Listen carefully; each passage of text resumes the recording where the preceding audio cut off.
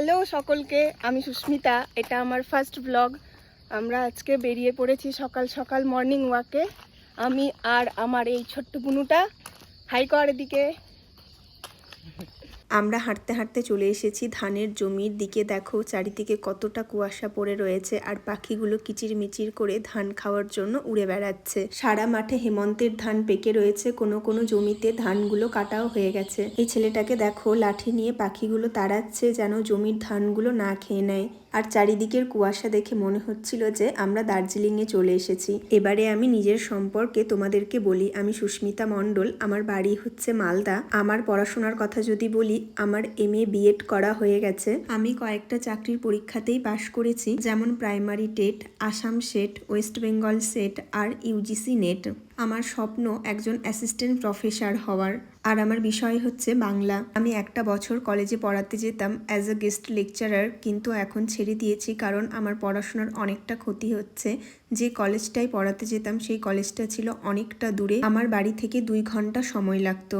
বর্তমানে আমি এখন বাড়িতেই আছি আর বাড়ি থেকেই পড়াশোনা করছি। আমাদের পশ্চিমবঙ্গের চাকরির যা অবস্থা তোমরা তো জানোই। আগে 2 বছর পর পর কলেজ সার্ভিস কমিশনের জন্য ইন্টারভিউ নেওয়া হতো, কিন্তু এখন 5 বছর হয়ে গেছে, কোনো ইন্টারভিউয়ের কোনো কিছুরই পাত্তা নেই।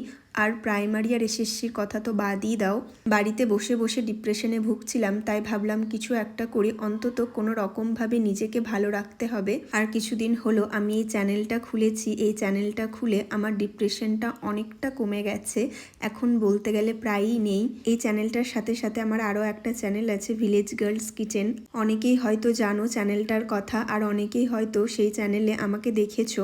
আমার এই ব্লগ চ্যানেলটা খুলে বুঝতে পেরেছি প্রতিটা মুহূর্ত বাঁচতে হবে। সকালের দিকে এই জায়গাগুলো এলে মনটা কিন্তু অনেকটা শান্তি হয়ে যায়। পূব আকাশে সূর্যি মামা উঠে গেছে, এবার বাড়ি যাবার পালা। বোনটা বাড়ি যেতে যেতে ধুতুরার ফুল দেখতে পেয়েছে, সেটা ভেঙে নিয়ে আমার বিয়ের সানাই বাজাতে বাজাতে যাচ্ছে। তারপরে বাড়ি চলে এসেছিলাম। এটা কাকুর বাড়ির সামনে লাল মশান্ডা ফুটে আছে, আর ওই যে দেখো স্থলপদ্ম আর জবা ফুল। বেরঙিন জীবনে এই রঙিন ফুলগুলো দেখলেই মন ভরে যায়। বাড়ি ফিরে দেখি কতগুলো শিউলি ফুল আর অপরাজিতা ফুটে রয়েছে। ডগি ডগি ডগি চলো। আজ মায়ের ঘুম থেকে ওঠার আগেই ফুলগুলো কুড়িয়ে রেখে দেব, মা দেখে অবাক হয়ে যাবে। আমি যখন ক্লাস 4-5-এ পড়তাম তখন শিউলি ফুল কুড়ানোর জন্য ভোর 4টাতেই উঠে পড়তাম।